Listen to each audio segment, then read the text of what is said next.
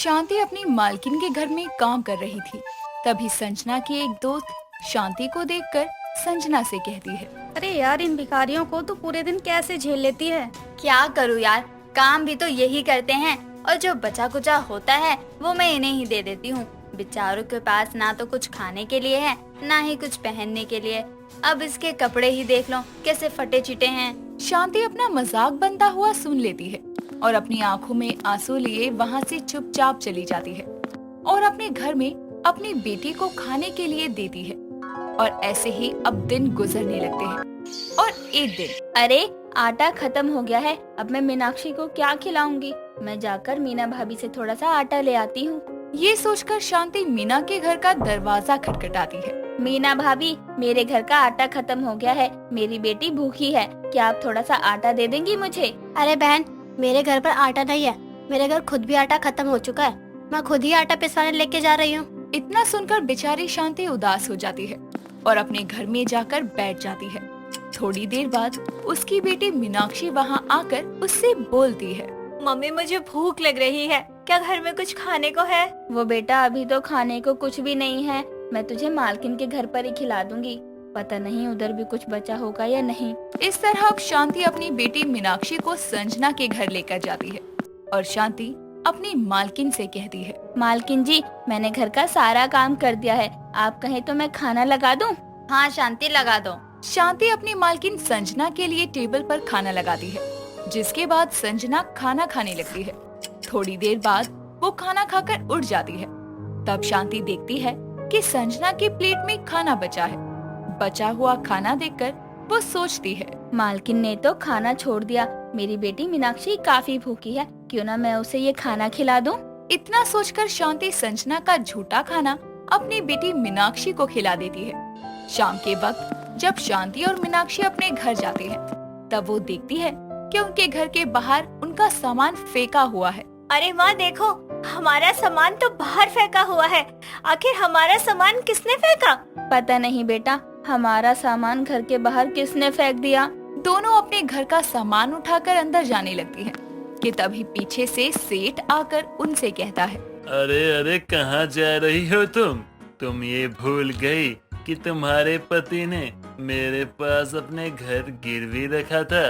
अब तुम्हारे पति तो मर चुका है और ना उसने मेरा कर्जा चुकाया ना तुमने चुकाया, इसलिए कॉन्ट्रैक्ट के अनुसार ये घर अब मेरा है, निकलो इधर से।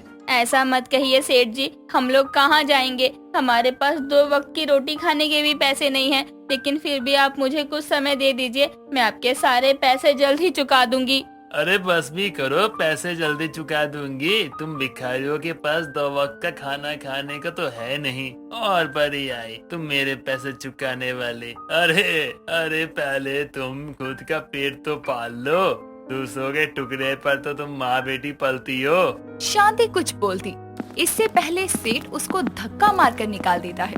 बेचारी शांति अपनी बेटी मीनाक्षी को लेकर रोड पर भटकने लगती है, इधर उधर रहने के लिए जगह की तलाश करती है, लेकिन उसको कोई नहीं रखता और इस तरह मीनाक्षी और शांति को रोड पर ही सोना पड़ता है। देखते देखते मीनाक्षी और शांति को अपना गुजारा रोड पर रहकर ही करना पड़ रहा था। और एक दिन जब शांति अपनी बेटी को लेकर संजना के घर जाती है, तब संजना शांति से कहती है, शांति, तुम 4-5 दिन नहीं आई, इसलिए मैंने तुम्हारी जगह कोई और नौकरानी रख ली। अब से तुम यहाँ मत आना, मैंने तुम्हारा हिसाब कुछ दिन पहले ही चुकता कर दिया था, तो अब तुम यहाँ अपनी शक्ल भी मत दिखाना, समझी? पर मालकिन, अगर आप हमें काम से निकाल देंगी तो हम दोनों माँ बेटी का क्या होगा, हमारे भगवान तो आप ही है मालकिन। देखो शांति, ये सब मैं नहीं जानती, लेकिन तुम भिखारियों ने तो हद ही मचा रखी है। अरे इस घर को या इस नौकरी को तुमने खुद के बाप की जागीर समझ रखा है, जब मन चाहा मुंह उठाकर आ जाओ और जब मन किया छुट्टी ले लो। शांति अपनी मालकिन संजना से कुछ बोलती कि इससे पहले ही संजना उसके मुंह पर दरवाजा बंद कर देती है। बेचारी शांति आंखों में आंसू लिए वहाँ से चली जाती है और रोते हुए अपनी बेटी मीनाक्षी के पास जाती है। और जब मीनाक्षी अपनी माँ की आंखों में आंसू देखती है, तो वो उससे पूछती है, माँ क्या हो गया, तुम इस तरह क्यों रो रही हो? मालकिन ने कुछ कहा क्या? बेटा, भगवान अभी हमारी परीक्षा ले रहे हैं, माँ, अगर भगवान हमारी परीक्षा ले रहे हैं तो इसमें रोने वाली क्या बात है? बताओ ना, आखिर क्या बात है? संजना आंटी ने ऐसा क्या बोल दिया कि जब से आप आई है रोए ही जा रही है? बेटा संजना, मालकिन ने मेरी जगह किसी और को रख लिया। अब मैं वहाँ पर जाकर काम नहीं कर सकूंगी। माँ, भगवान गरीबों के साथ ऐसा ही करते हैं। अब देखो ना, हमारे पास तो रहने का कोई ठिकाना नहीं है ना, कुछ खाने के लिए खाना भी नहीं है। हम जीवन कैसे बिताएंगे? बेटा जिंदगी है, जिंदगी में अगर सुख है तो दुख भी उतने ही होते हैं, इसलिए हमें दोनों को ही हंसते हुए सहना चाहिए। दोनों अब एक स्टेशन पर बैठ जाते हैं और काफी समय से खाना न मिलने की वजह से मीनाक्षी और शांति दोनों ही काफी भूखे थे कि तभी उनको एक कूड़ादान दिखाई देता है और कूड़ेदान में एक बच्चा बर्गर खाकर फेंक कर जाता है। मीनाक्षी तुरंत उस बर्गर को उठाकर खाने लगती है। ये नजारा शांति की मालकिन संजना भी देख लेती है और ये देखते हुए वो खुद से कहती है, छी छी, इन भिखारियों के अंदर तो कभी भी काम करने की भावना आ ही नहीं सकती। दोनों हाथ पैर होते हुए भी हमेशा दूसरों का झूठा और कूड़ेदान से ही उठाकर खाएंगे। सही बात है, दूसरों के टुकड़े पर पलने वाले कभी खुद मेहनत कैसे कर सकते हैं? शांति की मालकिन संजना ये बात खुद से बोल रही थी कि तभी शांति वहाँ आकर अपनी मालकिन को जवाब देते हुए कहती है, संजना मालकिन, किसी को भी शौक नहीं होता कि वो कूड़ेदान में से किसी का झूठा उठाकर खाए, और हमारे हाथ पैर हैं तो अच्छे हैं, लेकिन कोई नौकरी ऐसे ही सड़क पर नहीं पड़ी मिल जाती जो हम उठाकर काम करना शुरू कर दें। संजना कुछ नहीं बोलती और मुंह घुमाकर अपनी कार में बैठकर चली जाती है। यूं ही अब दिन गुजरते हैं और एक दिन जब संजना बाहर से घर की तरफ जाती है तब उसके पास एक कॉल आता है। संजना मैडम, आपकी फैक्ट्री और आपका पूरा बिजनेस पूरी तरह डूब चुका है क्योंकि उसमें एक बहुत भयंकर आग लग गई है। ये सुनकर मानो शांति की मालकिन संजना पर पहाड़ टूट पड़ा था और वो अपनी फैक्ट्री को देखने के लिए जैसे ही अपनी फैक्ट्री के पास जाती है तब तक वो देखती है कि उसका सब कुछ जलकर तबाह हो चुका है।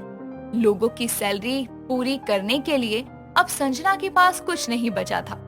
संजना अपने घर और अपनी कार को बेचकर लोगों का हर्जाना भरती है, लेकिन वो खुद रोड पर आ जाती है। संजना अब हर जगह काम तलाशती है, लेकिन उसको कहीं भी काम नहीं मिलता। ऐसे ही 4-5 दिन गुजर जाते हैं। भूख के कारण संजना की हालत बद से बदतर हो जाती है। संजना को इतनी भूख लगी थी मानो वो भूख से पागल हो रही थी कि तभी उसकी नजर एक बच्ची पर पड़ती है। वो बच्चा चिप्स खाकर पन्नी फेंक देता है और संजना तुरंत उस पन्नी को उठाकर बचे हुए चिप्स खाने लगती है। संजना वहाँ फेंके हुए चिप्स खा रही थी, तभी वहाँ शांति आती है और अपनी मालकिन संजना को ऐसी हालत में देखकर वो तुरंत अपनी मालकिन संजना के पास जाती है और संजना से कहती है, संजना मालकिन, ये क्या हो गया आपकी हालत को? ऐसे कैसे हो गई आप चलिए मेरे साथ मेरे घर। उसकी बात सुनकर संजना की आंखों से आंसू झरने लगते हैं और थोड़ी देर बाद शांति अपनी मालकिन को अपने घर लेकर आती है और शांति की मालकिन संजना शांति के घर में बैठ जाती है और शांति से कहती है, शांति, मुझे माफ कर दो। मैंने तुम्हारा कितना मजाक बनाया, तुम्हारी गरीबी का मजाक बनाया। भगवान ने आज उसी की सजा मुझे दी है। नहीं मालकिन, ऐसा कुछ नहीं है। अब से आप हमारे साथ ही रहेंगी और आपका मजाक नहीं बल्कि वो मेरे लिए एक आशीर्वाद की तरह काम कर गया। उस दिन आपने हम लोगों को इतना बुरा भला कहा और देखो उस दिन ही मुझे एक अच्छी सी नौकरी मिल गई और नौकरी करने के साथ साथ ही मैंने ये छोटा सा खुद का घर भी खरीद लिया। हाँ शांति, अब मैं समझ चुकी हूँ कि इंसान अमीर हो या गरीब उसका मजाक कभी नहीं बनाना चाहिए, क्योंकि जो जैसा करता है वैसा ही भरता है। मैंने तुम्हारे साथ गलत किया तो मुझे उसकी सजा आखिरकार मिल ही गई।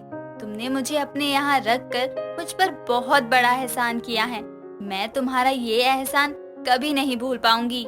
शांति अब अपनी मालकिन संजना को शांत करवाती है और उसको भी अपने साथ काम पर लगाती है, जिसके बाद दोनों मिलकर काम करते हैं और अपना जीवन अच्छे से गुजारते हैं।